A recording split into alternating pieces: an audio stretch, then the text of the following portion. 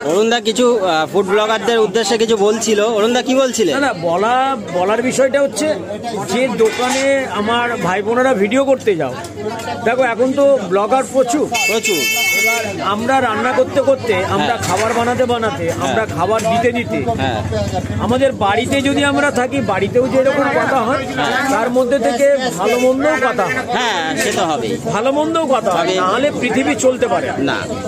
এবারে কথাটা হচ্ছে কারণ নেগেটিভ যদি কোনো একটা কথা হয় বলতেই পারে, এখন দেখো একটা দোকানে ভিড়, এত মানুষ, সবাই বলছে আগে আমাকে দাও, আগে আমাকে দাও, আর আমাদের তো দেখার মতো ক্ষমতা নেই কে আগে। এবার কেউ যদি মাঝখান থেকে বলে দাদা আমি আগে বললাম, আপনি আপনার দিলেন না, তখন কি আমি বলতে পারি না দাদা আপনারাই তো বলছেন আগে আমি এসছি, আগে আমি। এই যে কথা, এই যে টোনটা, যারা ব্লগার, যারা অনেকের মধ্যে, আমি সবার কথা বলছি না, তারা এই কথাগুলোকে ভিডিও